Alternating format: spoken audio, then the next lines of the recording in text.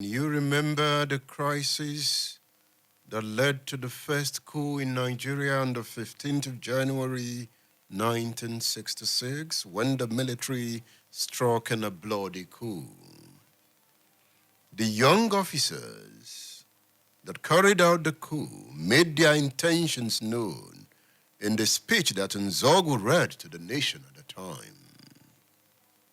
Here's Nzeogwu saying, "Our enemies are the political profiteers, the swindlers, the men in high and low places that seek bribes and demand 10%, those that seek to keep the country divided permanently so that they can remain in office as ministers or VIPs, the tribalists, nepotists, those that make the country look big for nothing before the international community, those that have corrupted our society by their words and deeds."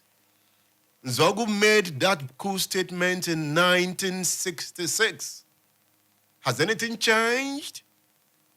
Till this moment, we still talk about the profiteers, the swindlers. This is a country dancing in a circle. The stories remain the same. What happened to us? What happened to us? How long will this continue? Renowned poet J.P. Clark, in his poem Casualties, points to this. He says the casualties are not only those who are dead, they are well out of it.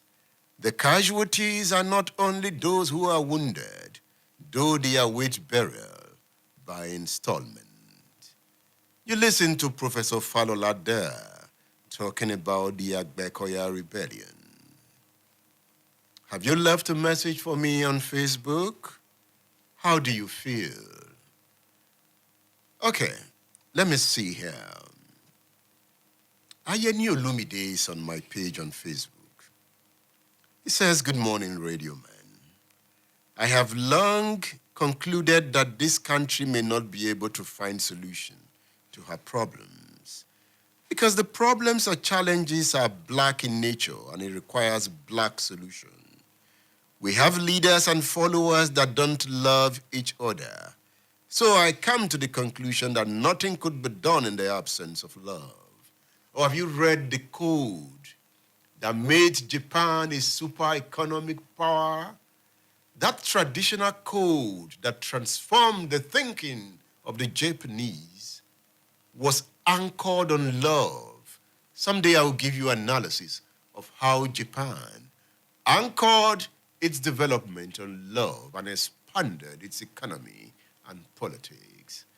There is no Nigerian identity. There is no national code. The reason you define your Hausaness, the reason you insist on your Yorubaness, the reason the Igbo-ness of the man from Biafra land will continue to distract the national cause.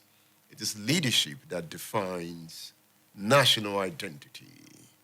And let me warn, billionaires parading themselves as political leaders are not true political leaders. If they were true political leaders, the people will be rich, there will be good schools, there will be good roads. So any political leader that reigns because they have stolen state funds and use those funds to dispense favor are not real political leaders. Real political leaders are definers of great future. They philosophize. Awolowo was a great political leader. Read the words of Awolowo, you would smile. Kwame Nkrumah defined his own ideology. Have you read the arguments of Patrice Lumumba? Where are the great political leaders in Nigeria? I am looking for them. If you find one, let me know. You know, sometimes I say Tinubu has been the president of Lagos for 19 years. What has Lagos become over these years? Potholes on the bridge of Lagos. They deflate the old cities. They build new cities. Before you know it, the new cities become slums. They abandon the new cities and move to the new area. This is a country that gives its people slums. Yet you see people talking about leadership. Leadership is about lifting the people from poverty and taking them to goodness. Any leader that does not stand for the common good is not a great leader. From PDP to APC, poverty stalks the Nigerian state like a tiger on the prowl. Someday, something good will come.